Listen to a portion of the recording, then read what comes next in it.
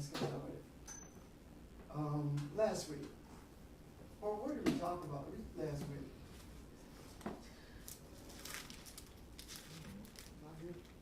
Yeah, you're here.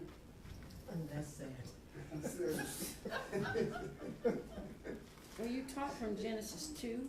Yeah. That's it. Oh, yeah, and we talked about the, idea of About launch though. what was put in the man.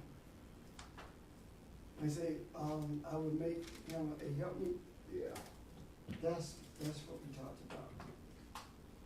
I think that was 18, wasn't it?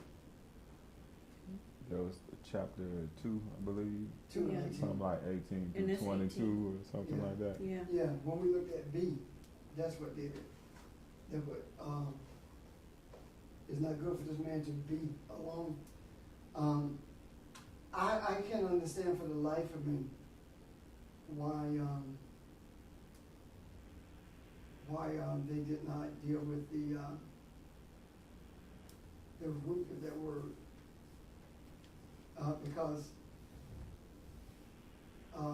it says it is a primitive root, but compared to the primitive root of 1933, which is talking about anger. So I think maybe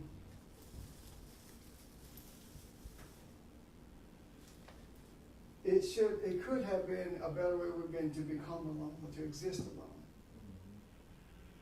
But when you look at that root for Hava, it is to breathe, and when you go to the next one, it talks about to exist, but it also talks about desire to incline, to covet, to wait longingly, or to wish, to sigh, or to be greedy. So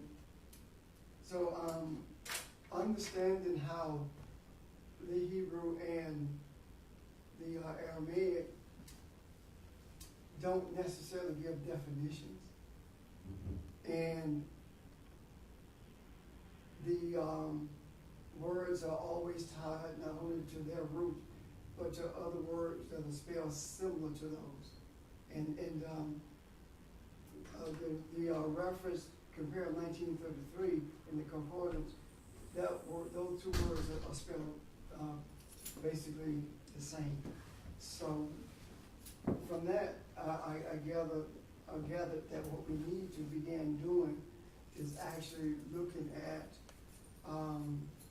what it means when it says that he put it, when he says that it's not good for this man to be greedy. But that's basically what he said. And the thing that gets me about it is that it makes all the sense in the world to me.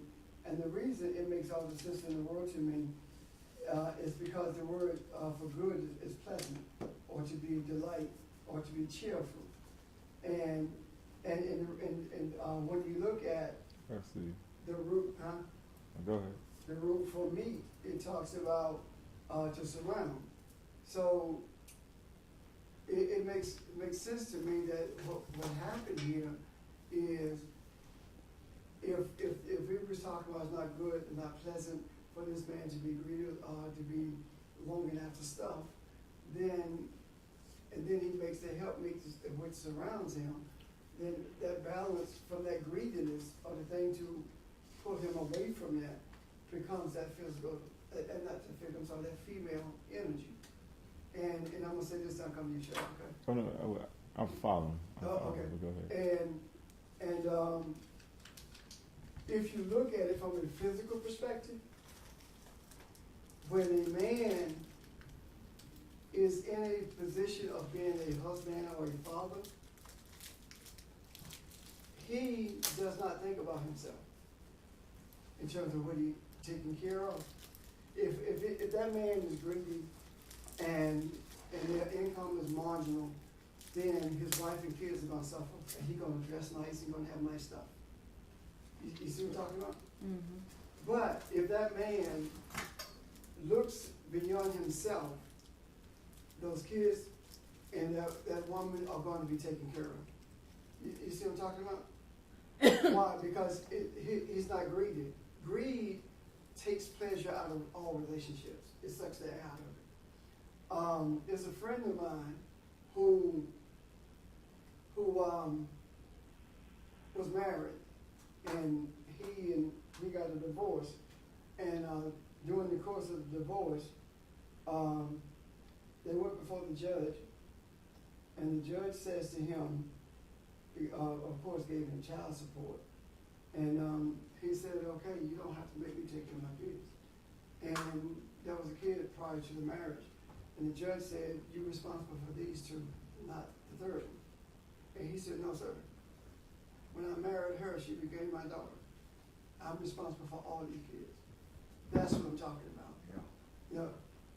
And he went through a lot of changes in terms of trying to make ends meet in order for him to meet his obligation, not an obligation that was legally put upon him, but an obligation that came from the inside of him, who he is. You see what I'm talking about? Mm-hmm. So he's a father to all those kids, and that's the kind of thing I'm talking about.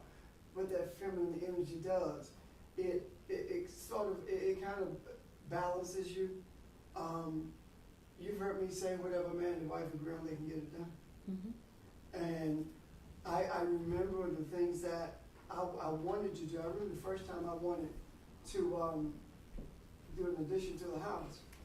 I told Phoebe what I wanted to do, and we went outside and measured and looked around, and I'm happy because she's, putting the tape and we doing all this stuff.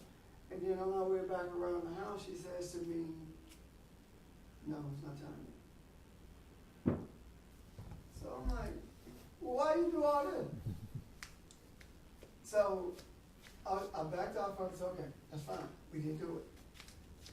But the day she came to me and said, it's time to do it, I said, okay. Now, with me, she could come in today, I read it. The day she came to me and said, it's time to do it, we got started.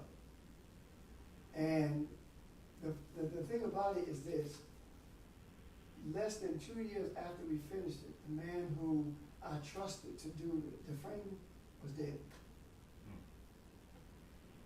Now, it was approximately 15 years between the time that I wanted to do it and the time that she said it's time. And everything just fell into place.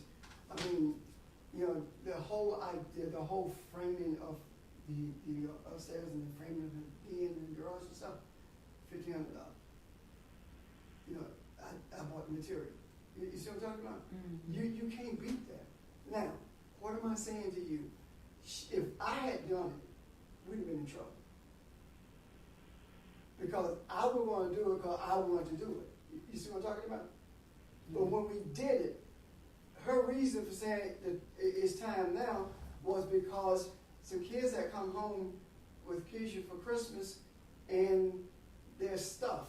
We had a pathway in our living room, and they were sleeping all over the place because during that period, not only were they there with Keisha, but the kids who Malika grew up with, all of them at the house. And she was saying it's time.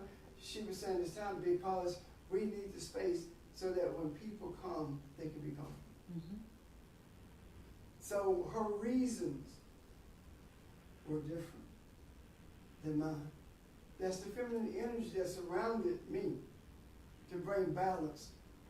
And my listening to it ensured that it was going to go according to plan the way it should go. Can you see what I'm talking about now? So this whole idea of balance, and it pretty much comes from that feminine energy, the female, because females are more detailed than men are. Much more detailed than men are. We just do it. We'll frame the house and we'll break it up. But when we get on the inside of it, after you hang the sheetrock and start doing all the detailed stuff, we're done. You know, pretty much. And with me, I was a finished carpenter, and I paid attention to detail, but nowhere to the kind of detail that females do. I remember when we were doing it, they just framed it and we did the rest. We meaning Phoebe and Craig, we did the rest. And I remember when we were doing hanging the sheetrock, wiring, all that kind of stuff, it didn't matter.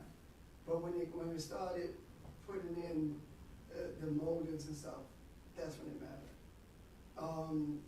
When we started, well, actually before that, when I started talking about what I wanted doors and we're going to do this, in the room in the back, that then they were going to, I wanted to put a full bathroom in, and she's a young lady, so I get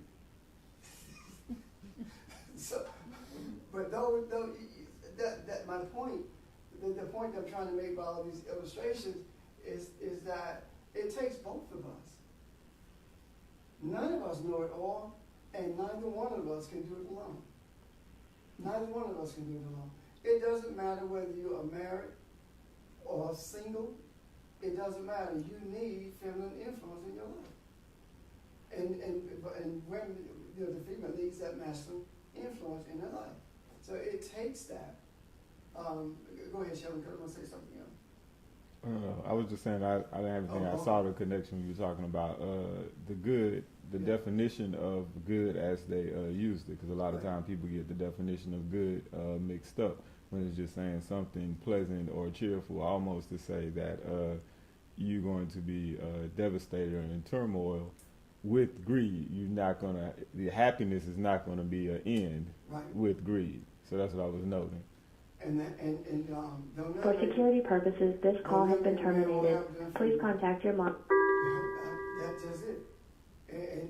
And see, the other part of it is this: if you really wanted to look at it, the word God comes from the German word for good.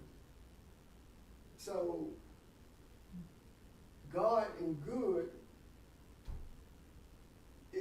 I guess what I'm trying to, the word God to me is making reference to our deity, to our creator in a flippant way. We use the word God so much until it does not have any sense of reverence about it anymore. That's true. You see what I'm saying? Yeah. And I think that's purposeful. I think it's really, really purposeful, and I think it's necessary. And the reason I think it's purposeful and necessary is because if we don't get to a place where our reference to the deity becomes flippant and without power, without merit, if we don't get to that place, then we don't ever start looking for the true references we should be making, like Elohim, like El Shaddai, and find out what they mean. And you see, what they actually mean, as opposed to what has been the meaning that has been attributed to it. That's why I think it was necessary for that to happen. I believe that it happened because it is time for us to begin to move in the direction of understanding more than ever before, not only how we were fearfully and wonderfully made, but how are we expected to do all the things that we expected to do. You know? Now, I'm going to say this. We live in a time that Jesus didn't see. We have an opportunity that Jesus never had. Do you understand what I'm saying? Jesus didn't live 26,000 years ago. Jesus lived 2,000 years ago. Didn't he? Roughly 2,000 years. The energy, the planetary alignment comes every 26,000 years. And here we are at the 26,000 year point on December 21st. He didn't have that opportunity. And just maybe the greater things he was talking about, we're in the midst of. And I don't know why that resonates so deeply with me, that we're in the midst of it. And we had to get past the fear of making statements like I just made, like stuff that Jesus did not see, the opportunities he did not have. We had to get past the fear of doing that. Because what happened is our idea of who the Creator is had put us actually in bondage by virtue of us not being able to see who we are, how we were made, and how we to accomplish what we were brought on this earth to accomplish. And if there are any questions or statements, because I want to talk about that for a moment, how we accomplish what we brought here to accomplish.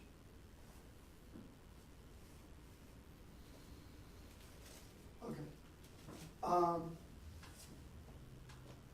First of all, we ought to know, we have a need to know what we are supposed to accomplish, right? What were we supposed to accomplish? I spend a lot of time asking, why are we here, and making the statement that before we found out, we were kicked out the garden. We messed up before we found out. But we did not mess up, period. We did mess up. The garden was not a mistake. The thing that happened in the garden was not a mistake. It was not a mistake. It was a choice. And the choice, when you are given a choice, if I tell you, you have a choice to go to union with me or to stay here. If you choose to stay here, that's your decision, isn't it? Yeah. Does it make it evil? Now, this is what the choice did at the point of the garden experience, and I use that very, very lightly when I say garden, because I don't want you to think this is of the garden variety, like I did in your the garden. I don't want you to think it's somewhere in Turkey. You know what I'm saying? It's not. We are the garden. Now, this is what happened. Instead of us making a choice to remain in Columbia and move on from there, we made a choice to go to Greenville and go up to Greenville, come across 85, down 77 to Rock Hill, and then come to Columbia. Can you see the picture? Mm-hmm. We chose to take the longer route, as opposed to being still where we were and becoming Elohim like we were created to be. We took the scenic route. Mm-hmm. And believe you me, not only has it been scenic, but it also has been hectic, to say the least, and still is, to a great degree, but nowhere near as much as it has been in the past. So when we talk about what we were, why are we here? We were, what we have to accomplish. We are to accomplish fulfill the concept of becoming Elohim, because we were created in the image. We were a mirror. You see that? So it's time for us to stop being the reflection and become the reflected. Stop being that image in the mirror and become the image itself, or become what the image represents. Are you with me, mm-hmm. Ron? I add something to what you're saying. You can clean it up.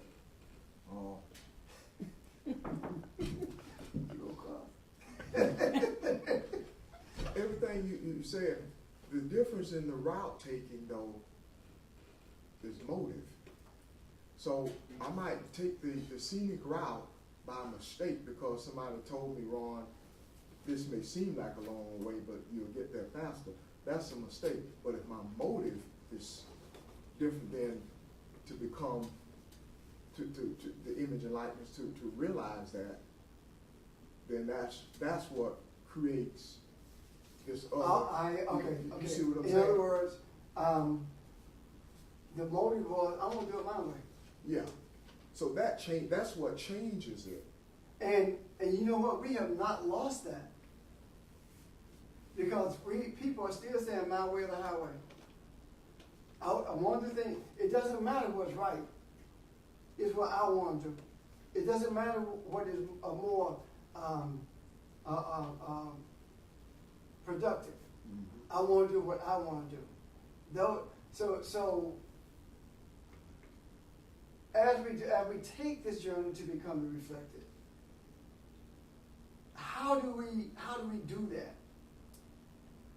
Since we know that that's our purpose, right? How do we fulfill that purpose? See, we've been told, turn over to Jesus. Be Christ-like. I don't know how you can be Christ-like and can't say, okay, you tell me to be Messianic. No, you can't be the Messiah. But you tell me to be Christ-like. That's the same thing. We've been told you need to get saved and these things will fall into place, you'll be fine. Have we not? These are the methods that we have been told would result in us fulfilling the concept of being the reflected as opposed to the reflection. These are some of the concepts that we've been told. But we've learned subsequently that is not the case.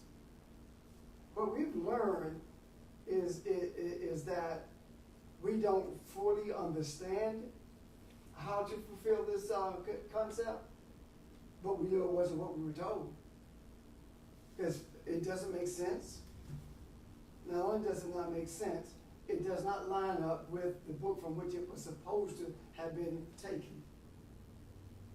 So there has to be a journey to take that's different than the journey we've been on as a result of somebody giving us the wrong direction. As you were talking about with the mistake. And so you have another portion of that too. You have some people who you can ask for directions and they will send you the wrong way on purpose. You have some people who know that they are not seeing it clearly, but they will continue to send you the wrong way on purpose because their ego is being brought into play. They don't want to say, I'm wrong, or I was wrong. So all that's in play. Now, the idea of fulfilling the concept is brought into a visible place when we began to look more clearly at that I will make him a helpmeet.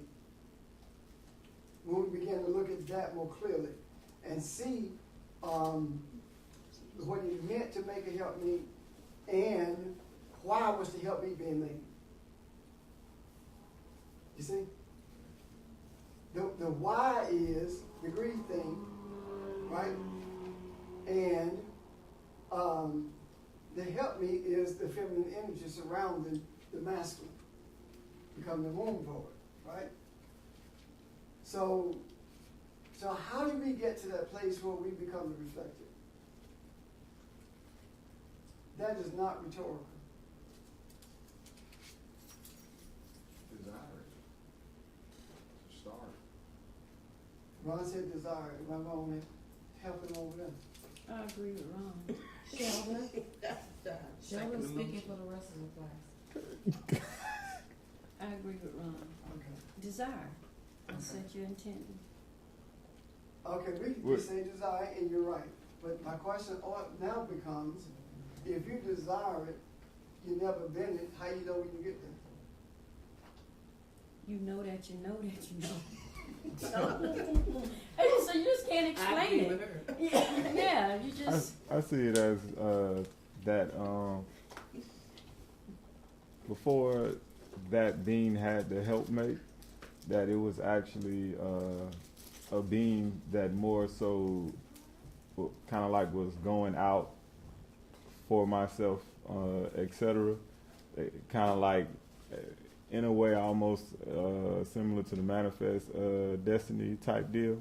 However, when the helpmate came, which is what more so the feminine does, what the feminine does with the child, not saying a female has to do it, but that particular energy, it teaches that child compassion. So now all of a sudden, that child going out to do all these things, it is doing it not for itself anymore, but more so pointing that energy in the point of doing it for others, or doing it for mankind, or doing it for all that exists. And a lot of times it just plays out in the point, though, as far as the family is concerned. So it's targeting that energy and aiming it in a certain direction, so to speak. I think that's what the feminine is doing by surrounding it. It is teaching it compassion. Okay, anyone else? I'm stuck. You stuck? I'm stuck back on the creator and the reason the creator created the man in the first place. Which would probably flow into why then the relationship between Adam and Eve.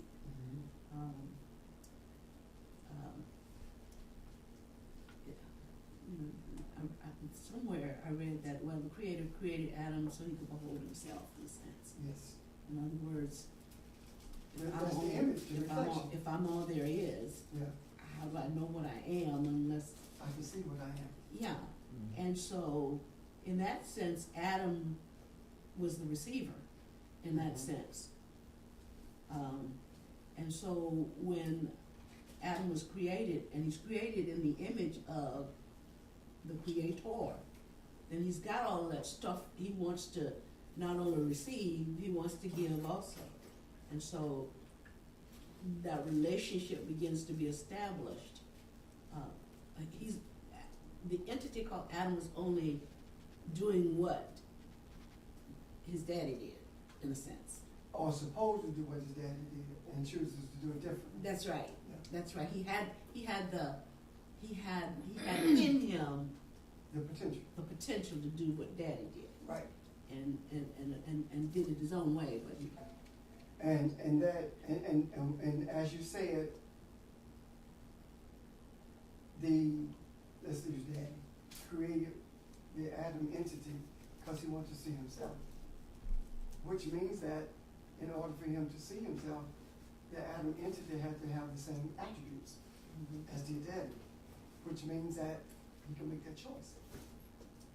And the choice that he made to reflect, the Adam made to reflect himself, resulted in the feminine energy appearing to be separated.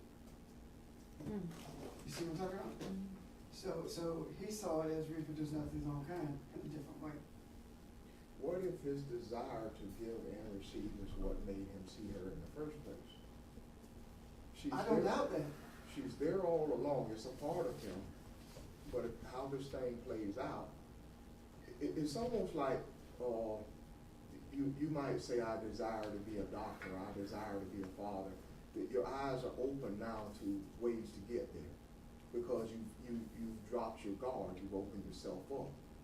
So not only was he opening himself up to receive, he's opened himself up to give. So now he sees who he clearly is, and that's what creates the image that I'm male and female. I see that I'm male and female. If you can see him being created, that reflection, right? Yeah. All these attributes are there, but he doesn't know what to do with them.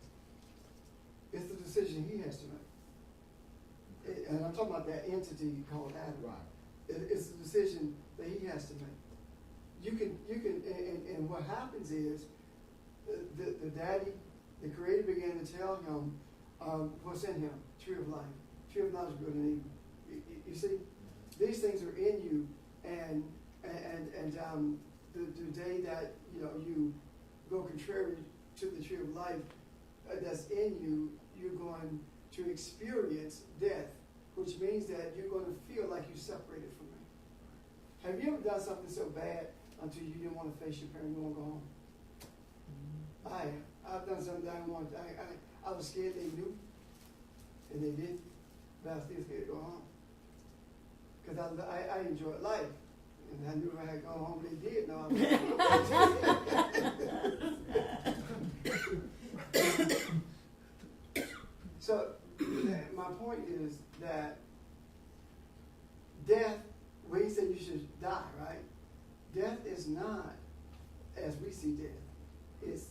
idea of separation.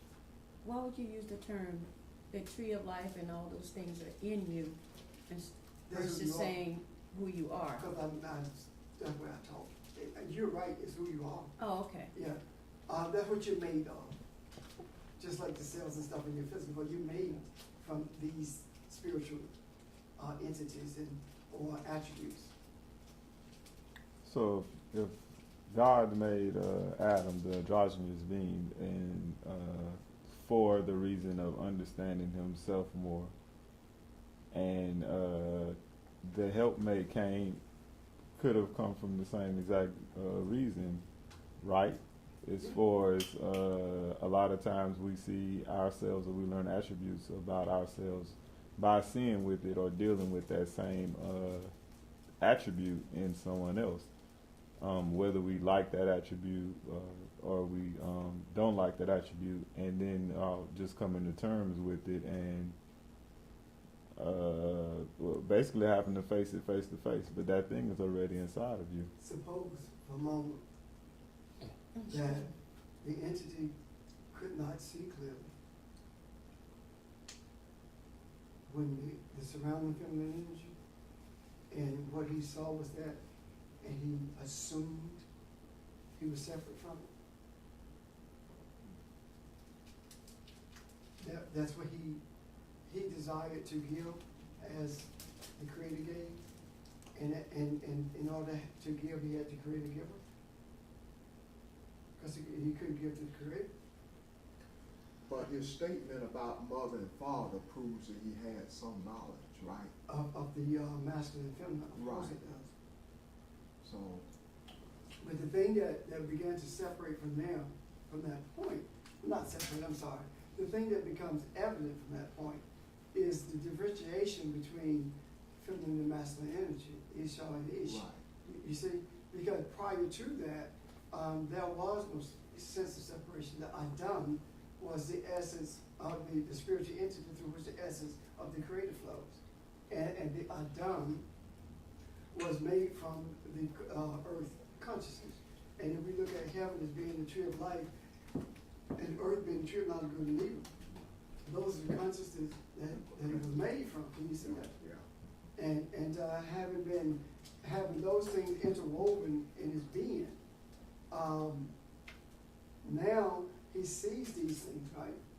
And he begins to see himself as being a separate entity from it because it looks different than him.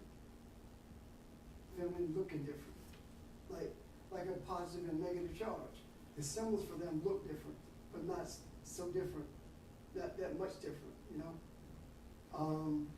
And women look different than men, but not so much different. It's just that there were certain aspects of their being that you can feel the femininity. That's the energy you feel. But the organs are in different places, you know. But you can feel the femininity. You can sense it. It's like, it's almost like, well, it's not like it is.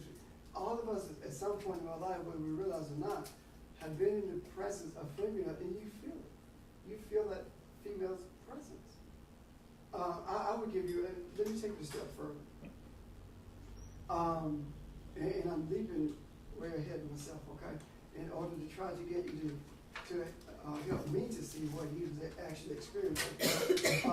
To this day, when a man and woman comes together in a physical sense, intimately, what you feel, what you experience, you think that is your body, but it isn't.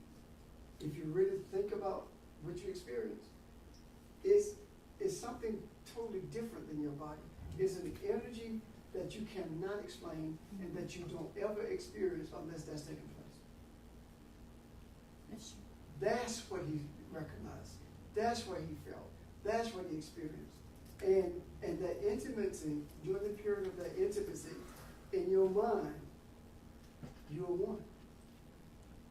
But the problem comes when the intimacy is over, when you think, okay, we go our separate ways. See what I'm talking about? You really don't. Because there's essence that's there. So I'm thinking that that's how he saw it. in terms of the feminine energy. Somebody help me if you will. Well, okay, y'all clean this up then. Does that make sense? Yeah. Okay. So if that is the case, then all of these other attributes are an explanation of how we were made. You know, the tree of life, the tree of knowledge of good and evil, the Garden of Eden, all those things are talking about how we're intricately made, how he fashioned us. Because if you look at it, he created the atom, didn't he? But he made the helpmate. To make means to fashion up, to squeeze. To create means to bring into being. You see the difference? So if we look at it from that perspective, he brought both of them into being at the same time. Because he made them just like him, father and mother. That's why I believe that with everything in me, that is the reason the word womb for father is also the word for mother. The only distinction is how you use the word. You see? And I believe that that's the reason, as a reminder, that the feminine and masculine are so closely intertwined until it is virtually impossible to separate them. But it's not virtually impossible for you to think you're separated. And he had to have the ability to do that. This is the other thing. There is no way in the world that we could be created in the image of Elohim and Elohim not have every attribute we possess right now. Everything that we are came from Elohim. Everything. It doesn't matter what we do, that's where it came from. And he clearly told us that in Isaiah. I created dark. I made like created dark and something like that. So everything that we are came from Elohim. It didn't come from the devil. It came from Elohim. And it came with us deciding what we're going to do with it. Think about it. A man makes a decision. I'm not going to buy from the store. I'm going to rob the store. So when the thought of going into the store came into, it was neutral. You make a decision whether it's going to be, you're going to create confusion or whether you're going to create order by buying or by robbing. You see where I'm coming from?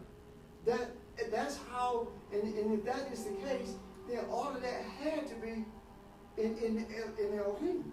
Because that is the confusion that comes, right? Because when you think about the word rob, it does not necessarily have to be negative. It really doesn't.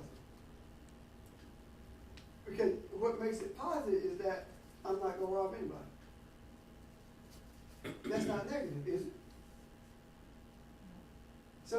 So all of it is like all these letters in the box, all these words, and all these concepts are there that came from the reflected. And now it's time for us to become the reflected. And we do that by recognizing the unicity of our being, just as the unicity of Elohim is recognized. And we began to be a reflection of him. When Jesus says, I and my Father are one, he's talking about what Barbara mentioned earlier, when he was seeing himself. He began to see himself. I'm very, very, very, very, very, very, and very too much hesitant about even trying to talk about the words from the cross. You see? Because for some reason, I do not believe that Elohim, Elohim, why have thou forsaken me? I don't believe it said that. I believe it said something different. And I haven't had opportunity to look for it, or I hadn't thought about looking for it, to be honest with you. I thought one time that, one of the, teachers in this room was going to, actually delve into that.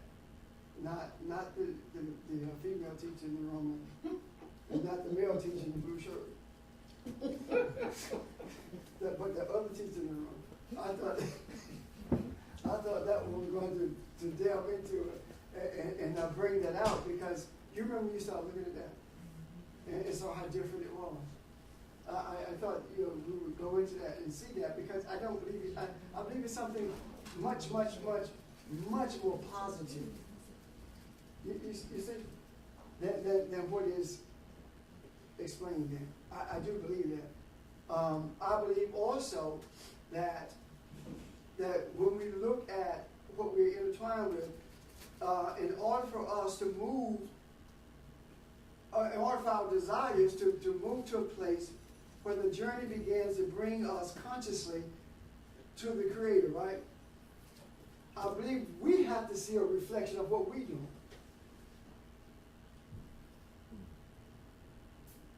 Our chaotic thoughts, hurricanes. Our inhumanity to each other, murder, robbery, disrespect for life. You see what I'm talking about? I think we have to see a reflection of who we are. Because you cannot say that someone killed someone and it doesn't affect anybody except the one who did it and the one who got killed. No. It affects all of us in multiple ways. So I believe that during the time that the storyline with Jesus being there in Jerusalem, and the Romans being there, I believe that that's a storyline that says that the word of God that brings the word of the Creator, Yeshua, that brings of Yahweh, that brings deliverance, is in the midst of the Romans, which is reflective of the baseness of mankind, but at the same time, they're in the midst of righteousness, Jerusalem, and the priests are representative of the religious minds who have no clue as to how to journey towards the Creator and don't really want it. All they want is notoriety for being the preacher, the priest, the religious. You see what I'm talking about? I believe that that storyline is more reflective of that. So even then, what did Jesus see? The things that he began to see were the atrocities that were committed by the Romans. What he began to see were what was the ignorance perpetuated by the priests. If you notice, the people that he chose to be a reflection to be a reflection to, the people he chose were not priests. They were not priests. They were from, if you listen at some of the accounts and how easy it was for him to do it, they were people who were fed up with religion and seeking another way. Can you see that? So it follows all the way through from Genesis how we are made and the purpose for which we're made and how we get to the place of being reflective or being the reflected, or how we get to the place where we become the reflected to those who are seeking. Does that make sense? Mm-hmm. So, are there any questions or comments? Okay. Now, when we see that, if we see that, then we cannot look at it from the perspective of an individual, because it's daunting when you do that. It's overwhelming. When you think about it, when you ride down the highway, think about, how can I influence all these people? What made me think that? You see, if you look at it from that perspective, it's overwhelming. But if you look at it from the perspective of everything that is being you and you being it, then it doesn't overwhelm you as much as it would if you were thinking differently. Can you see that? It just says then that I have to make sure that I take responsibility for me and my actions, Yes. in a righteous type way. Guess what? When you take responsibility for your actions in a righteous type way, you have also taken responsibility for the actions of mankind who's seeking that righteousness. Right, if I see myself as them and they are That's me, right. then the way that I influence that is what I do With you. with me. Can you see that? That's how it works. I truly believe that this whole idea of the disciple thing, I mean, even when you look at the word disciple, even from the Greek, and you know how stoic that language is. When you look at it from that, I mean, there's nothing that fluid about Greek. It's just there. Even when the Greeks translated that word disciple, it means one who takes on the image of his teacher. You know? So if you take on the image of the teacher, you become the teacher. You become just like the teacher. So they were to become just like Jesus, and the fear was, we gonna be ostracized. Remember? So now, when you desire to journey to beginning, to be reflective of who you are, the first thing that happens is you go through this whole fear of being ostracized. They're not going to accept us. They're not going to accept what we say, not going to accept what we believe, none of that. They're not going to accept us. That's what they went through, didn't it? Mm-hmm. That's why they were in that room with the door locked.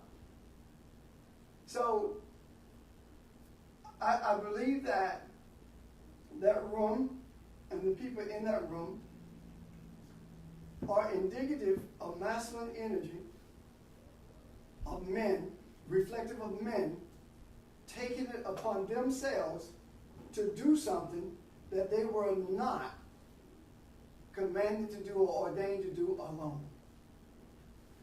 That's what fear came. If you read the account of Mary Magdalene, there was no fear. They went to the grave, knowing that was nobody supposed to go to the grave. There was no fear. Why was that not any fear? Why? Why is it that the masculine was hiding and the feminine was searching? It sort of puts me in the mind, this I hope it's sitting off base, but nobody could have sat on that bus but Rosa Parks. It had to be a female. A black man would have got his head bashed in and been killed. It had to be a female. She did it, and I don't know if she had fear or not, but she knew that it had to be done, and she stepped forward and did it. So I guess what I'm saying is the strength in males and females are different. And it works hand in hand, but it's different. It's different in that, according to her, she was tired. Yeah. I sat there because I was tired, and I decided I wasn't going to get up.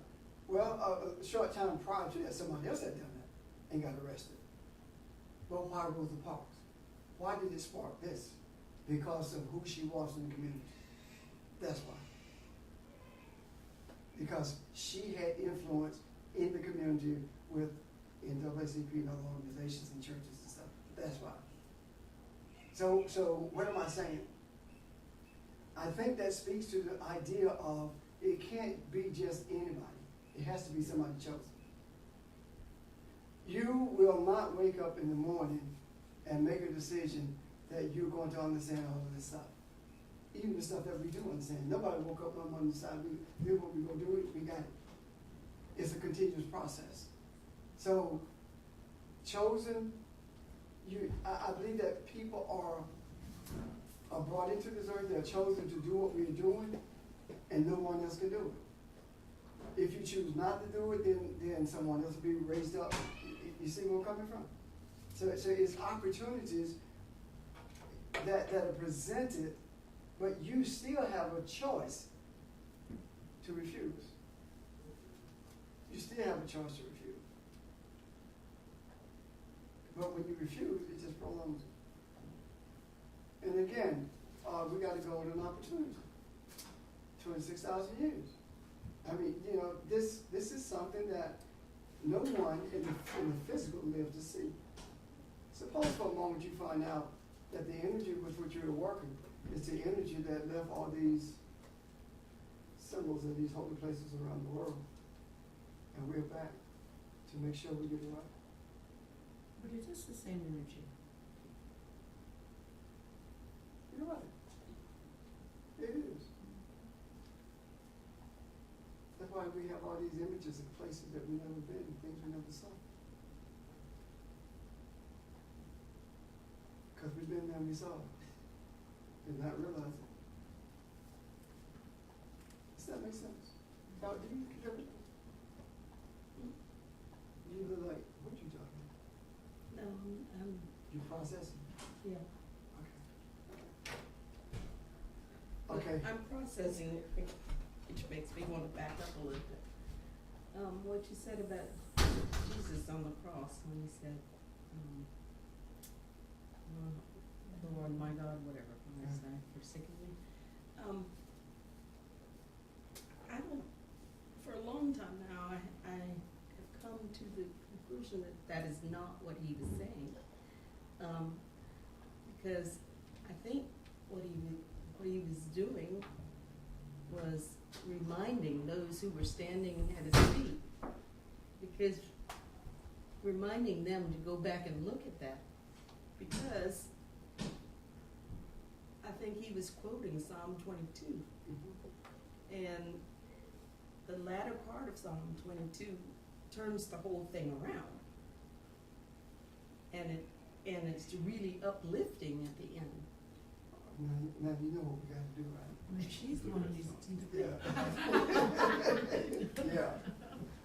Yeah. How long would it take you to get ready? No. I'm serious. I really, and it makes sense. I have one thing. It makes sense. Yeah. It does. Because what puzzled me for so many years about it was, he said, my God, my God. He did not say Father. So, during my years as, you know, in traditional religious settings, I'm pondering, I'm trying to understand what's the difference between Father and Elohim. Because he makes a clear distinction many, many times in the scriptures, you know? He makes a clear distinction between the two. So, and I'm trying to understand why. So I would like some more clarity on that. I really would. So we'd be most appreciative if you can give us some more clarity on that. I know I will. So that's where you want me back up to, right? So where we? Well, I mean, it's all kind of culminating, because even when they were locked up in the room, they should have been remembering what it says at the end of Psalm 22, that the righteous man will be brought to a level of praise, and people will remember what he's doing. Anyway, Yeah. but the righteous man will fulfill what it is that he's supposed to fulfill. So maybe the context of it is, he's supposed to say that. They look at that and read the rest of it because you become that. Mm-hmm. Just like when he said, the Spirit of the Lord is upon me, for he has anointed me to da-da-da-da. If you read that, he stops short of saying to declare the year of Jubilee, going and talk about the pestilence in the land and how the change go. He stopped short of that. And I have believed forever and a day that the reason he stopped there was because the rest of it we were responsible for. So that makes sense to me now. I just saw it that way in that Isaiah 61, 61. I saw it, you know, in that, but I didn't see the correlation in Psalm 22. So that being the case,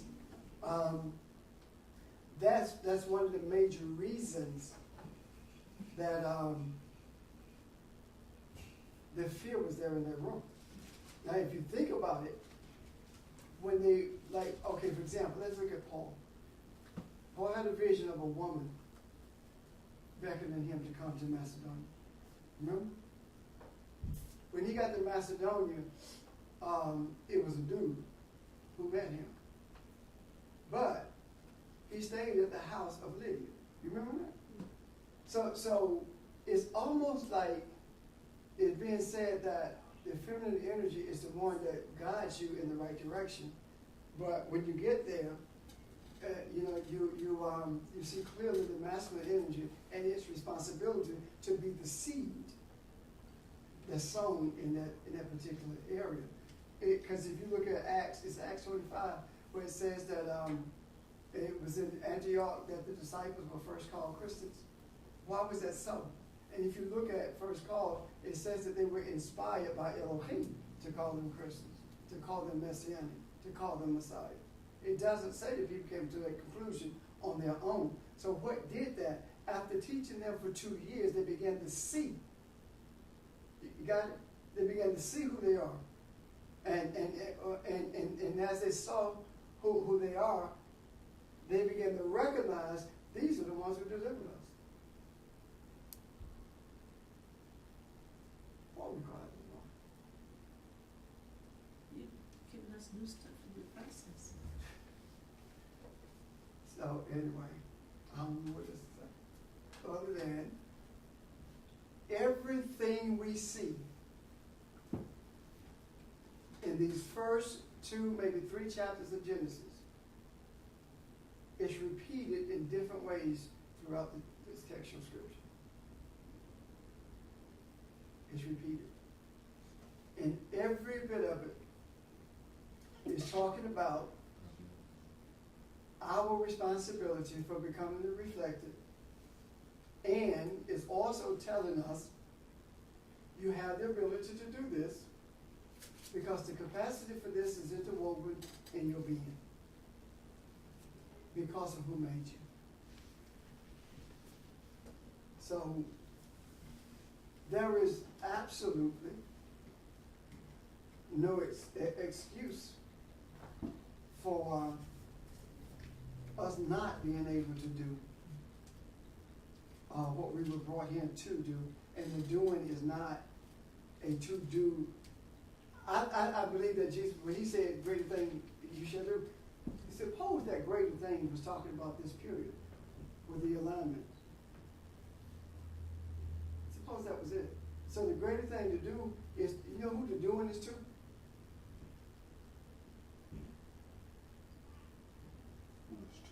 Yeah, it's what you do to you. Bob was talking about the person you're reflective of yourself. You're doing the right thing within yourself. Where the greater thing is that when you do that, you become that energy that everybody's seeking but don't really seeking. Right now, we talk about the polarization of this nation, right? There is not one place you can go where polarization doesn't exist. Not one place on this earth. Name your country where there's no polarization.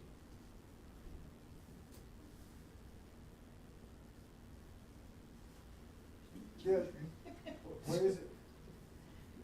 Egypt. But that's not true. They just had a coup. Yeah. About a year ago. The thing that usually brings about polarization, greed, and race. Think about it. Is this not what we began talking about? Greed and race usually bring about polarization.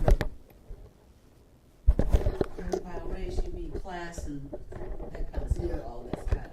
All that's like tied in into it. India, the caste system. In the caste system, and then you argue out, you know, and wherever you go, if you argue out,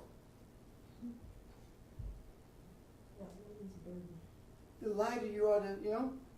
But keep in mind who colonized them. That's where it comes from. The colonizers. Why? For the same reason they had the Niagara Conference. When they drew the nations in Africa crossed tribal lines to create conflict. And the one who created the greatest amount of conflict between other people is the one who comes out the victim. Does that make sense? Yeah. So what do we do with that? This is not about diamonds in South Africa, or this is not about oil in the Middle East. This is not about natural gas in Oklahoma. This is about concepts that came from beginning and have morphed into these material things, these material conflicts. It's if there is on this earth, everything that happens on this earth is reflective of the spiritual, right? So the greed that is experienced here is there in the other world as well, because if it were not, he wouldn't have been made from it. Got it? Surrounded. Now, that greed is because of a desire to have something, now the desire to have an abundance of something, so you can feel superior to somebody else. That's what greed does. It takes everything from everyone except, well, your folk too, So what man was created from was desire, Yeah. and he made it greed. Is that what we're saying? He not only desired it to make himself better to see, but he desired it all For himself. for himself. So when we say it came from the Creator, the selfishness part was brought on by man. That's not necessarily from the Creator. It's all, the self came from the Creator. How you deal with self is what results in selfishness. How you deal with self. If right now you have a choice, you can be selfish or not. Right? That's the same principle, isn't it? The self came from the Creator. But the selfishness is a choice that we made. So anything that is enlightenment can be darkness. So it all goes back then to the very basic. If we perceive that we are separate from God, as Adam perceived he was separate from Eve, as whatever, the more perception of separateness, then instead of choosing to say our desires are a positive kinds of things, we then have that perception of lack, which causes greed. Right. And so it's all in how we see it and Yes. how we choose to see it. Yeah. And that's it. And if we do perceive ourselves as separated, we will go there. My God, why hast thou forsaken me? Yeah. I'm not necessarily talking about it. I'm more so talking about what it's talking about. And I think for the forsaken part and the spared is actually the same exact thing. It's just looking at it with two different lenses. Someone asked me the question last night about what was being said in the Bible when it said you must forgive someone in order for me to forgive you. And the only thing I was explaining was that who the ultimate person is supposed to be forgiven is actually yourself. But the only way that you can actually reach that is almost like a riddle. You have to forgive not to receive something, but because you actually want to really forgive the person, and you really have come to that place in order to receive the supposedly reward. But to seek that forgiveness for the reward, you cannot get it. So I think, why have you forsaken me? This is why you have spared me. It is simply a situation that the ultimate consciousness of Jesus had put himself in to go through in order to reach a certain place of, I guess you can say, for lack of better terms, development. So, but it wasn't until that point, this is why I have gone through all this hell. It was all basically like to go from, for y'all, it would be Pac-Man. For me, it would be Mario, and for somebody else, it would be some other newer game. Yeah. To go to the next level. So all of this work, I just saw it at the end. Oh, this is why I went through this entire hellacious thing. So when it was saying, this is for why have you forsaken me, even if that, if from the point where it is forsaken is, this is why you left me alone to go through all this so I can do this great thing. Or this is why you spared me, which is the same thing, because you spared me by not, you mentioned, I think it was, you didn't do it in here. Somebody, we just put it this way, somebody always had people coming to their aid. Right. And it came out in hindsight that everyone always being there and coming to him for his aid actually kind of was his downfall. He needed not to do that. So, by me not coming to help you when you need my help and letting you go through whatever it is to reach that level and to beat that board, I am sparing you by leaving you alone. Okay. Letting you go through that. I can see that. So it was more of a declaration of, I see the whole picture now. I see why I had to go Yes, through all I see the of it connection. makes sense, yeah. But then, okay, if that be the case then, you're not saying he didn't see it before. I'm saying, The reason I'm asking the question is because when it says that the one who stops in the district will be able to betray me, that's not what that says. Mhm. It says that the one who stops in the district will offer me up or will deliver me. You see? Now, if by delivery he meant as a sacrifice, and he did from all accounts, then if he knew he was supposed to be a sacrifice, or presented as a sacrifice, then he had to have seen some of the picture. You see what I'm talking about? Mhm. In order to know that. Because for him not to have seen it would mean that he would have thought his throat was going to be cut, because that's what you did to sacrifice, and the blood drain, as opposed to the way it transpired on the tree.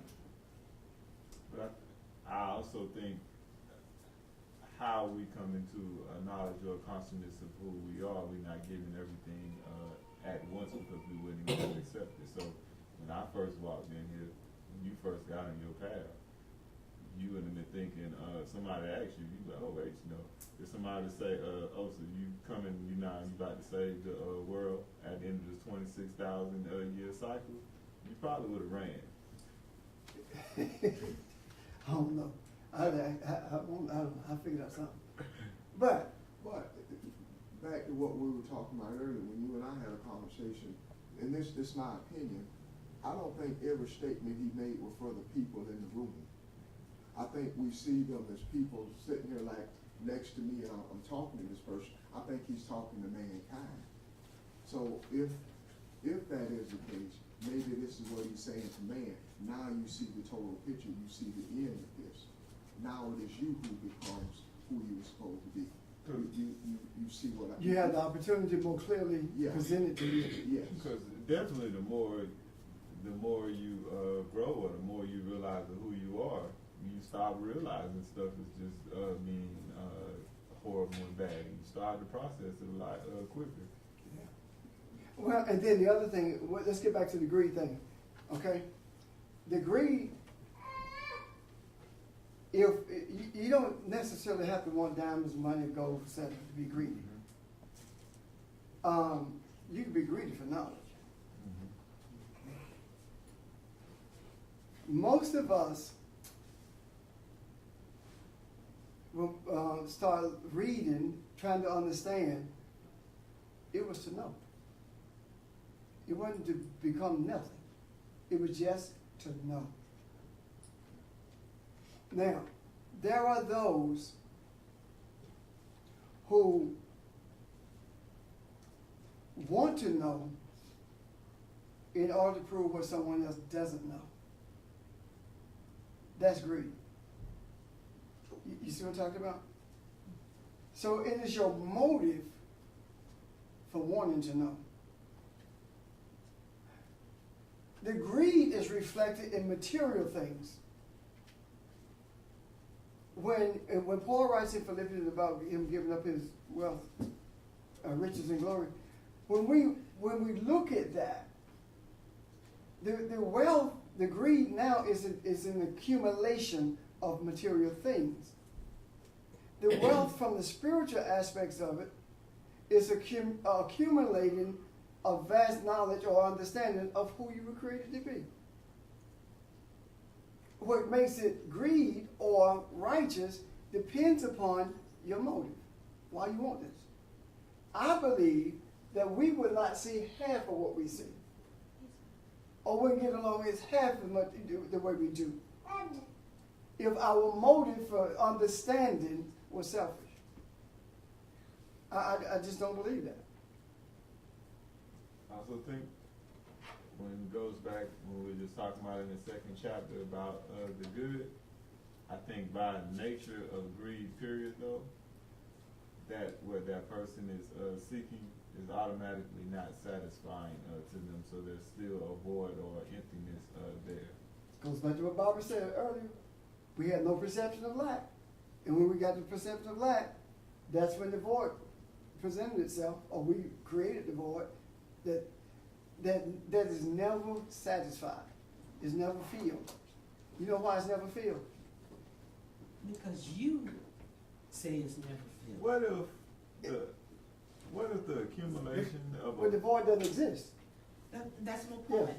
I mean, you could, you believe it's never. You continue to create that That's it. thing that does not. That's insatiable. What if the mass accumulation of wealth or knowledge or any type of greed, and you probably don't think about it in this perspective, is only an indication of there being some problem with the person realizing, like, this is not working, this is not the right road to travel. And so by the time you accumulate all this stuff, it's like, damn, your system all screwed up. You ain't got back on track right. You got all the way to this point. Yeah.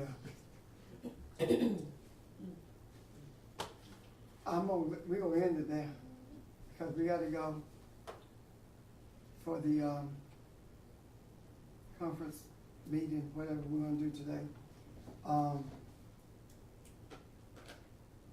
Last week we said that we were going to leave earlier, and we need to go ahead and make those preparations now to exit. Next week, I really want to pick up next week with the connection between the resurrection and the exit in the garden. The exit? From the garden. What does that really mean in relationship to resurrection? In relationship to recovery of truth. Yeah, yeah.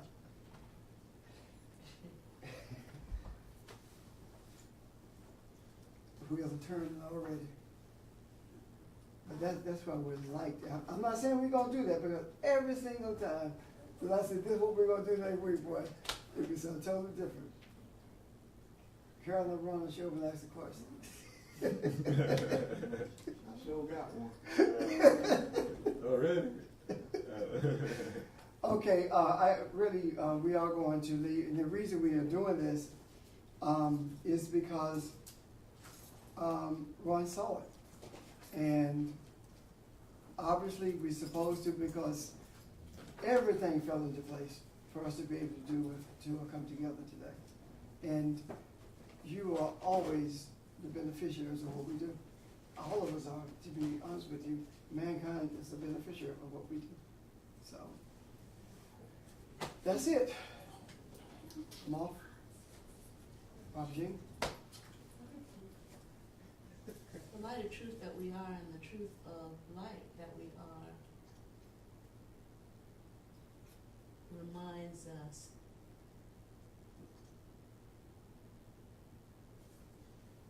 that we serve mankind